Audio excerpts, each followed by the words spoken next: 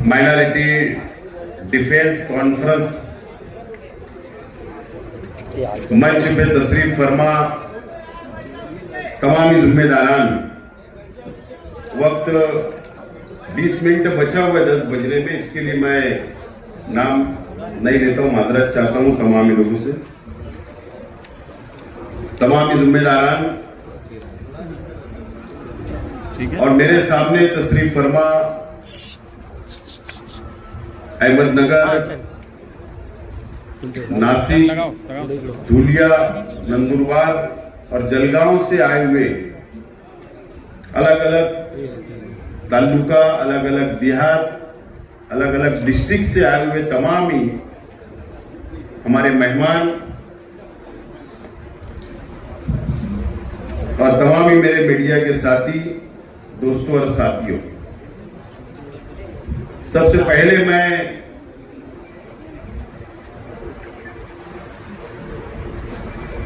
आज की कॉन्फ्रेंस में 4 बजे से मुसलसल जो हमारे स्पीकर है अलग अलग टॉपिक पर, अलग अलग मसाइल के ऊपर अपना वक्त दिया, आपको मुकम्मल मालूमात दी और अपना वक्त निकालकर पूना, मुंबई, औरंगाबाद, जलगांव, अहमदनगर, तमामी अलग अलग इलाकों से यहां पर आए, अपना वक्त दिया। मैं आप तमाम लोगों का बहुत बहुत शुक्रिया अदा करता हूं और तमाम मेरे सामने मौजूद जो 5 जिले से आप लोग आए, अपना वक्त, अपना माल लगाकर आप लोग यहां पर आए और मुसलसल 6 घंटे से आप लोग यहां पर बैठे हैं। मैं माइनॉरिटी डिफेंस कमेटी की जानिब से, अहलियान मालेगांव शहर की जानिब से आप लोगों का शुक्रिया अदा करता हूं और माइनॉरिटी डिफेंस कमेटी के तमाम ही हमारे अराकीन जो तकरीबन 1.5 महीने से इस कॉन्फ्रेंस को कामयाब बनाने के लिए मेहनत की, जद्दोजहद की और दावतनामा लेकर अलग अलग जिले में गए, अलग अलग तालुके में गए, अलग अलग देहात में गए और मेहनत की, मैं उन तमाम साथियों का भी बहुत बहुत शुक्रिया अदा करता हूं। दोस्तों और साथियों, तमामी मुकर्रिर हजरात ने आपको मुकम्मल और तफसील बात आपके सामने रखी है, मैं उसको रिपीट नहीं करना चाहूंगा, लेकिन आप लोगों को मुबारकबाद देता हूं कि आप लोग, हमको नहीं लगता था, मुझको 5 बजे तक भी नहीं लग रहा था कि कॉन्फ्रेंस कामयाब होगी। आप लोग इतने बेदार हो गए, लेकिन अल्लाह का करम है, आप लोग जो बेदार हुए हैं, आपको वक्फ बोर्ड का जो बिल आया है, काला कानून आया है, आप उसको समझ चुके हैं, इसलिए आप बेदार हैं, आपको फिक्र है। और आज हम यहां पर सर जड़ पर बैठे, आप लोगों को मालूमात दी गई, आप लोग यहां से मालूमात लेकर जाएंगे। मैं आपसे वादा करता हूं, आप लोगों को यकीन दिलाता हूं माइनॉरिटी डिफेंस कमेटी की जानिब से कि कॉन्फ्रेंस खत्म हो जाएगी। हमारे कई साथियों ने कहा कि ऐसा ना हो कि ये आज कॉन्फ्रेंस खत्म हो जाएगी, उसके बाद ये सिलसिला बंद हो जाएगा। मैं हम तमाम ही जिम्मेदारान को भी यकीन दिलाता हूं, आप लोगों को भी यकीन दिलाता हूं कि यहां से जाने के बाद, चाहे वो 5 जिले के हो आप लोग या महाराष्ट्र के, जिन लोगों के मस्जिद के मसाइल हो, मदरसे का मसला हो, दरगाह का हो, खानकाह का हो, कब्रस्तान का हो, ईदगाह का हो या वक्फ की हमारी प्रॉपर्टी का मसला हो, अगर आपको लगता है कि हमारी मदद लेना है तो आप आधी रात को हम लोगों को याद करो, हम आपके साना बसाना, आपके मसाइल हल करने के लिए आपके गांव तक, आपके शहर तक इंशाअल्लाह जरूर आएंगे। ये यकीन हम लोग आप दिलाते हैं। मुझे पता है कि वक्फ बोर्ड के ऑफिस में जब आप लोग जाते हैं सब थक चुके हैं। कई यहां पर बैठे कई साथी होंगे, सिर्फ वहां जाना है, तारीख लेना है, आना है, कोई काम वहां पर नहीं होता। लेकिन मैं आपको यकीन दिलाता हूं कि हम लोग सियासी लोग हैं, समाजी लोग हैं, और आप लोगों से जो काम आप नहीं ले सकते हो वो काम हम बहुत अच्छी तरीके से ले सकते हैं। ये बात आप नोट कर लो।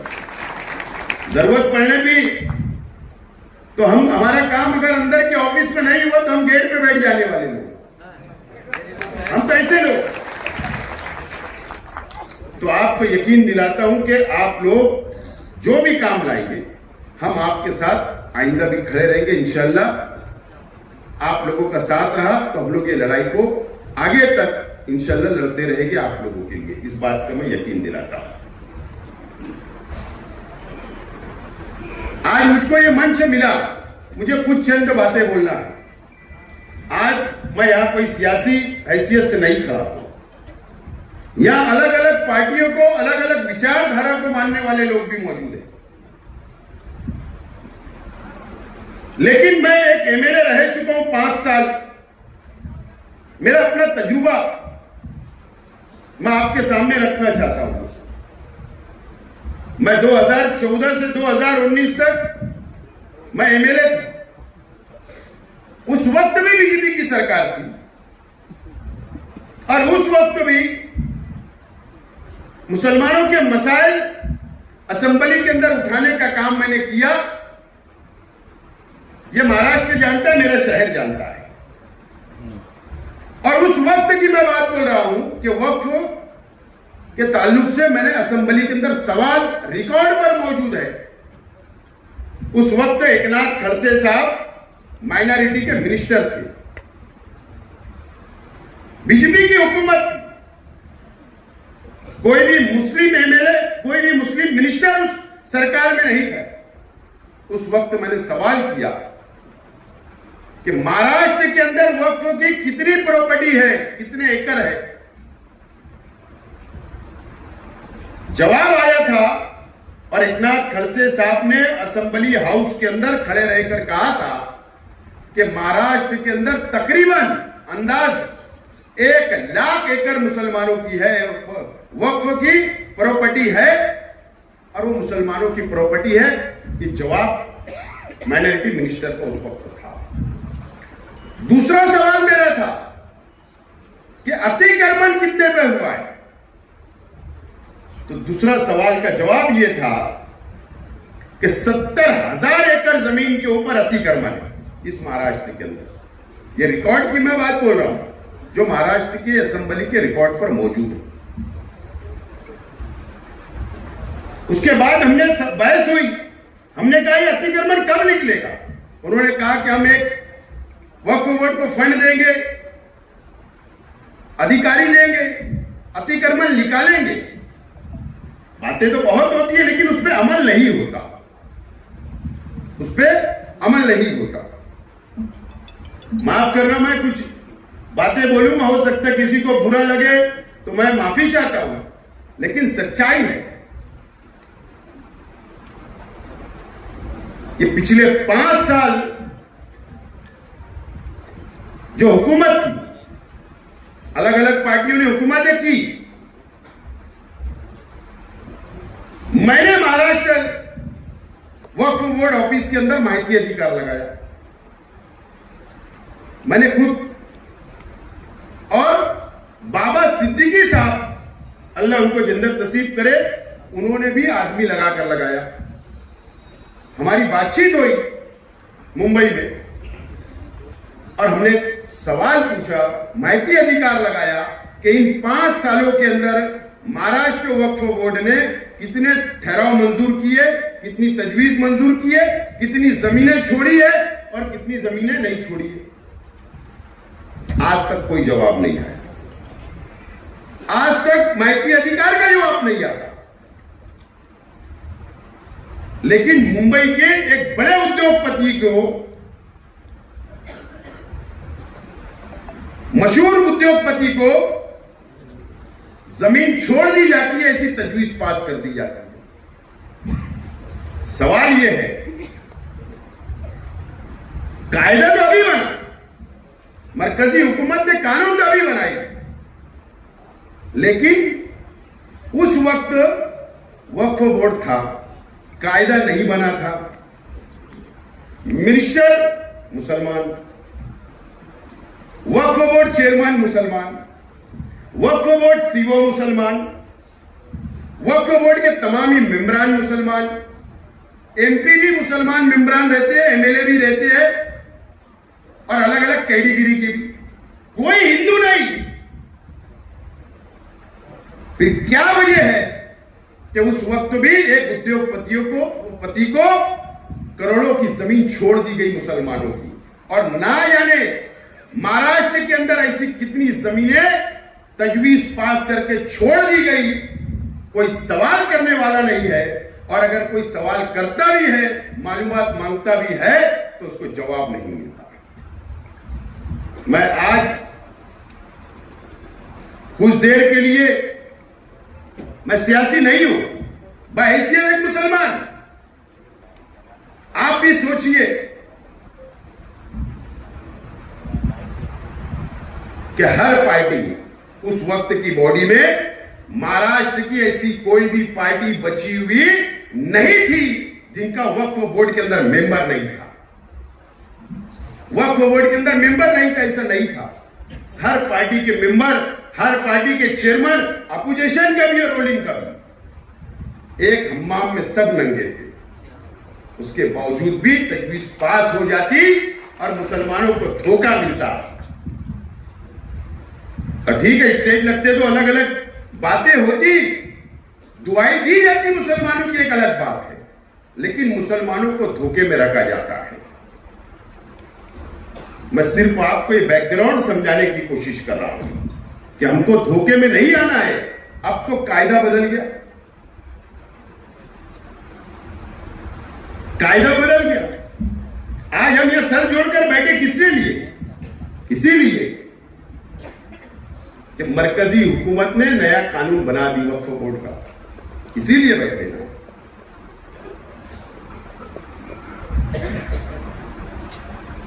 अब हमको, अगर हम बेदार नहीं हुए, मैं साफ तौर पर बोलना चाहूंगा, हो सकता थोड़ी कड़वी हो, एक बाबरी मस्जिद को शहीद करने के लिए कई दिन की तहरीक थी, कई दिन की तहरीक थी। एक बाबरी मस्जिद के ऊपर कई वर्षों तक सियासत की गई, हिंदू मुसलमान को लड़ाया गया, लेकिन फिरका परस्त तंजीमों ने, फिरका परस्त पार्टियों ने बाबरी मस्जिद को शहीद कर दिया। आज हमको गम है, आज भी गम है, आज भी दुख है। ये कायदा जो आया है, ये कानून जो आया वक्फ बोर्ड का, कुछ बातें मैं खुलकर नहीं बोलना चाहता हूं। स्क्रीन के ऊपर जो आपको बताया गया, वो बात को आपको नोट करना है, नोट। मैं बार बार बोलता हूं कि हम सियासी भी है, वर्कर है, समाजी कार्यकर्ता है, हमको समझता है कि कॉरपोरेशन में क्या चलता है, कैसे मंजूरी ली जाती है। आज मैं जिम्मेदारी से बोलता हूं कि यहां बैठे हुए पूरे महाराष्ट्र के अंदर, पूरे मुल्कों के अंदर हम लोग पेपर के अंदर बहुत कमजोर हैं। मैं ढके छुपे अंदाज में बोल रहा हूं। पेपर हमको तैयार करना है, उसके लिए मेहनत करना है। अगर हम मस्जिद के ट्रस्ट बनकर बैठे हैं, अगर हम मदरसे के ट्रस्ट बनकर बैठे हैं, या मजहबी मुकामात के हम ट्रस्ट बनकर बैठे हैं, तो जिम्मेदारी हमारी बढ़ जाती है कि अपना वक्त निकालकर पेपर जमा करिए। कानून के दायरे में आना पड़ेगा, पेपर मजबूत करना पड़ेगा, और इसीलिए आज की कॉन्फ्रेंस ली जा रही है। अगर आप वक्त नहीं दे सकते, माफी के साथ बोलता हूं, तो किसी नौजवानों को आगे लाइए, उनको ट्रस्ट बनाइए और उनको बोलिए कि आप आगे आकर लड़िए। वक्त दीजिए, जब जाकर ये मसला हल होगा, जब जाकर ये मसला हल होगा। और नहीं तो हमको इस्तीफा दे देना चाहिए, हिसाब होगा, हमको भी हिसाब देना है। अल्लाह ना करे कि बुलडोजर की सियासत, मौलाना उमरान साहब ने कहा कि यूपी में क्या हुआ, इस महाराष्ट्र के अंदर आ गया। आज बेदार होने की जरूरत है। यहां से जाने के बाद मीटिंगें लीजिए आप मस्जिद में, मीटिंग लेने के बाद अपने पेपर निकालिए, कहां हम कमजोर है, कहां हमारी जरूरत लग रही, कहां ये हमारे मंच पे बैठे हुए सब माहिर हैं, इनसे फोन करिए, राब्ता करिए, मालूमात लीजिए। हम वक्त देने के लिए तैयार है, लेकिन अल्लाह के वास्ते हम लोगों को खुशफहमी में नहीं रहना है। हम लोगों को काम करना पड़ेगा, जब जाकर हमारी मस्जिदें बचेगी, हमारा मदरसा बचेगा, हमारी खानकाहें बचेगी, हमारी दरगाहें बचेगी, ईदगाह और कब्रिस्तान बचेगी, और हमारी प्रॉपर्टी बचेगी। जाने तो बड़ी 100 एकड़ 200 एकड़ जमीन खुली होगी तो ठीक है, वो लड़ाई लड़ेंगे, लेकिन आज हमको ये लड़ाई जरूरी है। आज हमको रोका जाएगा, हर तरीके से रोका जाएगा, बड़ी लड़ाई लड़ना पड़ेगी। और all India Muslim personal law board जैसा बोर्ड हमारे साथ है मुल्क में, अलग अलग दीनी तंजीमें हमारी सरपरस्ती कर रही है।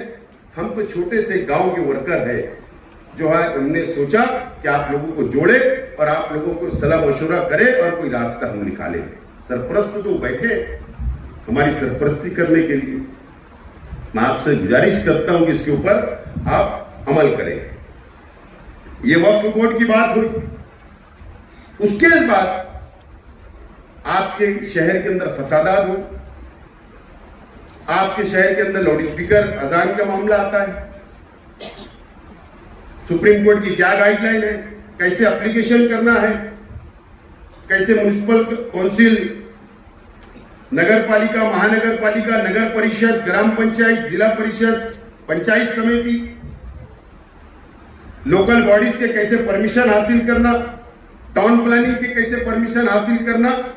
ये बात बिल्कुल सच है जो हमारे आर्किटेक्ट साहब ने कहा कि अगर आप मस्जिद के नाम की फाइल अगर दाखिल करोगे कि हमको बांधकाम परमिशन मस्जिद बनाने के लिए दो, तो वो नहीं मिलने वाला है, नहीं मिलने वाला।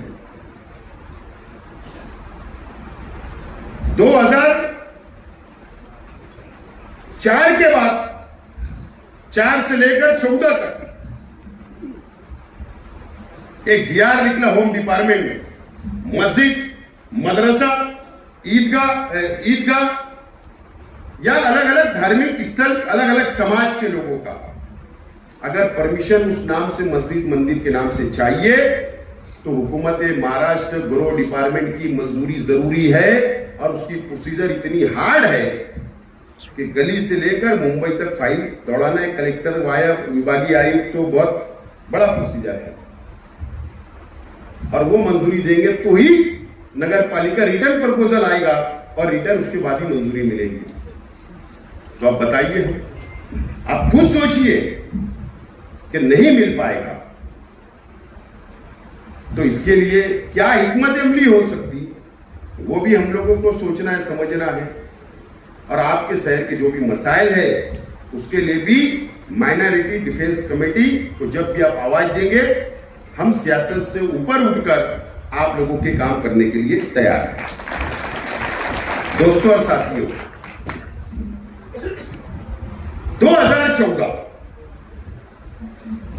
2014 में भारतीय जनता पार्टी की सरकार इस देश के अंदर आई। हम बहुत जल्दी भूल जाते हैं, बहुत जल्द भूल जाते हैं।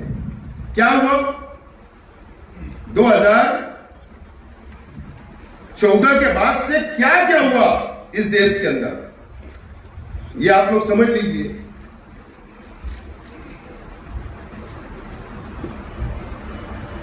ट्रिपल तलाक का बिल आया, ट्रिपल तलाक का बिल आया, कानून लागू हो गया। उस वक्त भी all India Muslim personal law board ने तहरीक चलाई, सुप्रीम कोर्ट गए, कानूनी लड़ाई लड़ी गई, लेकिन अक्सरियत की बुनियाद पर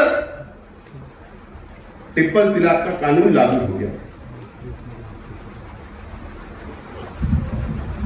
ये काला कानून बना, हमारी शरीयत के अंदर मुदाखलत की गई, इंटरफेयर किया गया। उसके बाद एनआरसी आया, CAA आया, उसके बाद भी हम लोग रास्ते पर कई शाहीन बाग बने, मुल्क में अलग अलग इलाकों के अंदर, अलग अलग शहरों के अंदर एनआरसी की भी तहरीक चली। उसके बाद एनआरसी लागू हो गया।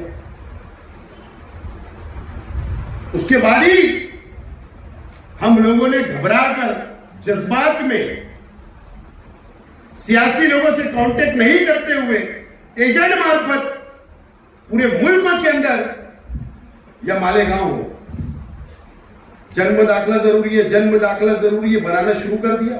एजेंट के भरोसे आज सजा हम भुगत रहे। ये काला कानून बना।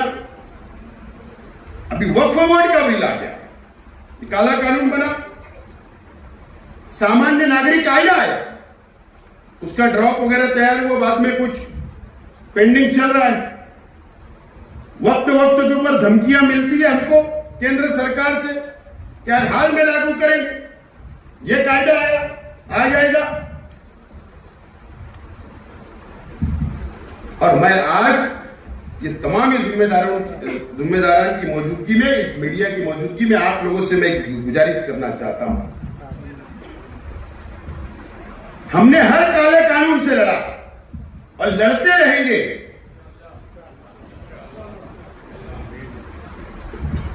मैं गुजारिश करता हूं कि अगर भारत सरकार अगर जनगणना करा रही है, भारत सरकार ये साल से जनगणना शुरू कर रही है और जातीय न्याय जनगणना कर रही है, मेरी बात नोट करके जाओ, 5 जिले के लोग हैं इसलिए मौका मिला बोल रहा हूं। जातीय न्याय जनगणना करेगी, यानी जो जनगणना अब इस देश के अंदर होगी उसके अंदर एक कॉलम ये भी होगा अपना जात का, अपना मजहब का, ये भी होगा। अब हो सकता है वो जातीय न्याय जनगणना जब होगी तो कौन लोग करते हैं, कौन अपने घर तक आते हैं, या ग्राम पंचायत के लोग आएंगे, या जिला परिषद के लोग आएंगे, या स्कूल के टीचर आएंगे, या गवर्नमेंट के ऑफिसर आएंगे, या कोई एजेंसी के लोग आएंगे। आमतौर पर हमको समझता नहीं, आमतौर पर समझता नहीं कि फॉर्म कैसे भरना। वो आएगा, बैठेगा, कितने आदमी हैं, कितनी औरतें हैं, कितने बच्चे हैं, तुम्हारा धर्म क्या है, तुम्हारा मजहब क्या है, तुम्हारी जात क्या है, सब पूछेगा। आमतौर पर कम पढ़े लिखे लोग 4 का नाम बताएंगे, 2 का नहीं, 1 का नाम बताएंगे, 4 का नहीं, मालूमात कम देंगे। डाटा जब चला जाएगा और हो सकता है उसके बाद ये नया फितना लाए और उसके बाद फिर एनआरसी लागू करें। इसके लिए आज से बेदार होने की जरूरत है। जब वो जातीय न्याय जनगणना आएगी तो एक बेदारी मुहिम चलाना है, नौजवानों की फौज खड़ा करना है, गांव गांव में, देहात के अंदर, शहर शहर के अंदर, और हमारे मुसलमानों की मदद करना पड़ेगी, मदद। और उसके बाद अगर हमने 100% इसके अंदर कामयाबी हासिल कर लिए, मैं मौलाना उमरान साहब से भी गुजारिश करूंगा कि all India personal law board और अलग अलग दीनी तंजीमें के भी जिम्मेदारान हैं, वो अपने अपने प्लेटफार्म से पूरे मुल्क के अंदर ये तहरीक अभी से चलाए और एक टेप इस देश के अंदर अब ये बात हो ही जाए कि कौन से धर्म के कितने लोग हैं। कम से कम हमको 2 नंबर का सही बंद तो कर देंगे बोलना। कम से कम इतना तो होगा जो 2 नंबर का सही हमको साबित करने की कोशिश आज की सरकारें करती है, कम से कम वो बंद हो जाएगा और कौन कितने करोड़ है इस देश के अंदर ये साबित हो जाएगा और हमारी भी आंख खुल जाएगी, हमारी भी सियासी बेदारी आ जाएगी। हम ये फैसले कर सकते हैं सियासी कि कौन सी हुकूमत को बैठाना है और कौन सी हुकूमत को गिराना है, ये फैसला हम कर सकते हैं। लेकिन उसके लिए अगर शेख आसिफ यहां भाषण करके अगर आपको मशवरा दे रहा है तो ऐसा चलेगा नहीं। शेख आसिफ को भी इसकी शुरुआत अपने घर से करना पड़ेगी और खुद निकलना पड़ेगा जब ये काम होगा। इसकी तैयारी आप आइंदा रखो, ये तैयारी आप लोगों को रखना पड़ेगा। जब जाकर हम हमारी कौम को हम बेदार कर सकते हैं और लड़ सकते हैं।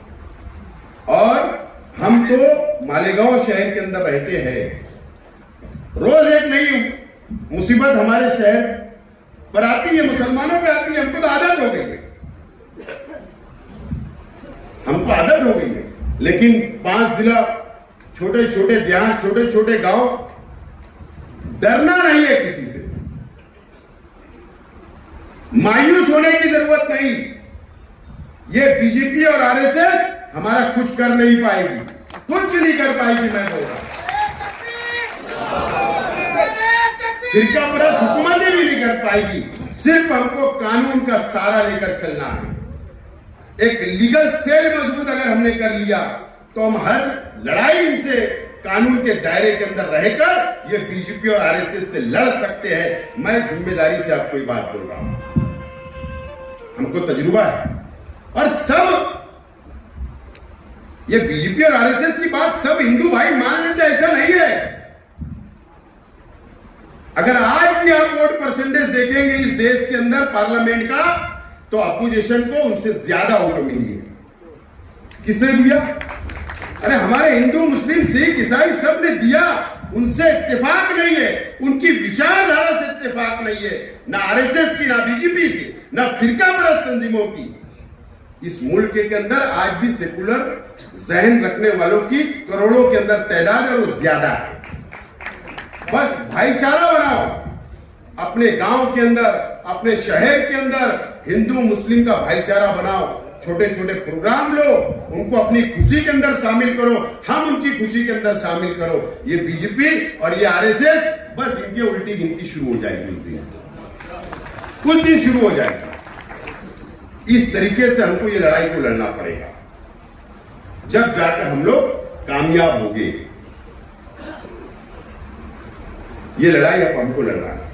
अभी आज की बात है, अभी मैं बाहर गया था, 5 महीने के लिए मीडिया के साथियों ने पकड़ लिया, वो सवाल कर दिए, बोले कॉन्फ्रेंस क्यों हो रही? मैंने कहा कि बुलडोजर की सियासत यूपी के अंदर शुरू हुई, नागपुर के अंदर आई, नासिक के अंदर आई, वहां पर किसी का घर तोड़े, यहां पर दरगाह तोड़ दिए। मैंने कहा कि औरंगजेब की दरगाह भी तोड़ने की बात कर दे, उनकी कब्र। एक साथी ने कहा कि आपको कैसे लगते, औरंगजेब को आप कैसा मानते? मैंने कहा पवित्र मानते, नेक आदमी थे।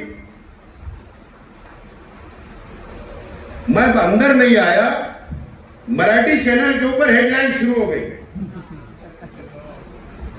आज दोबारा बोल रहा हूं कि जो बयान दिया बाहर, उसके ऊपर आज भी कायम है। करने का क्या, जो है वो है, तो जो है वो है। डरने न सरकारों से डरने का। हम इस देश के अंदर रहते तो संविधान को मानते हैं, इस देश से मोहब्बत करते हैं